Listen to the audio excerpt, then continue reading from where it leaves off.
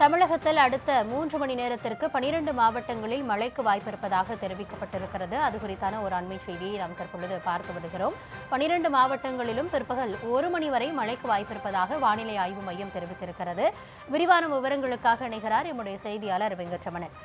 வெங்கட், வணக்கம். எந்தெந்த மாவட்டங்களில் மழைக்கு வாய்ப்பு இருக்கிறது, அதே போல எந்த மாவட்டங்களில் வெயிலின் தாக்கம் அதிகமாக இருக்கும், அது தொடர்பான விவரங்கள் இருக்கிறதா?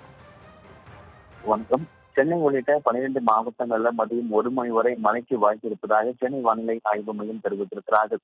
நீலகிரி, விழுப்புரம், கடலூர், திருவண்ணாமலை, திண்டுக்கல், தென்காசி, கோவை, திருநெல்வேலி உள்ளிட்ட 8 மாவட்டங்களை பொறுத்தவரைக்கும் மதியம் 1 மணி வரை இடி மின்னலுடன் கூடிய மிதமான மழைக்கும், அதே போல சென்னை, திருவள்ளூர், காஞ்சிபுரம், செங்கல்பட்டு உள்ளிட்ட வட கடலோர மாவட்டங்களாக இருக்கக்கூடிய இந்த 4 மாவட்டங்கள்ல மதியம் 1 மணி வரை லேசான மழைக்கு வாய்ப்பு இருப்பதாக தெரிவிக்கப்பட்டிருக்கிறது. ஒட்டுமொத்தமாக மதியம் 1 மணி வரை 12 மாவட்டங்கள்ல மழைக்கு வாய்ப்பு இருப்பதாக சென்னை வானிலை ஆய்வு மையம் தெரிவித்திருக்கிறார்கள். ஏற்கனவே நேற்றைய தினம் வானிலை ஆய்வு மையத்துடைய அறிக்கையின்படி இன்றைய தினம் 10 மாவட்டங்கள்ல கனமழை பெய்யக்கூடும் என ஏற்கனவே நேற்றைய வானிலை ஆய்வு மையம் அறிவிப்பில் தெரிவித்திருக்கக்கூடிய சூழ்நிலையில் தற்பொழுது மதியம் 1 மணி வரை சென்னை உள்ளிட்ட 12 மாவட்டங்கள் மழைக்கு வாய்ப்பு இருப்பதாக தெரிவிக்கப்பட்டிருக்கிறது.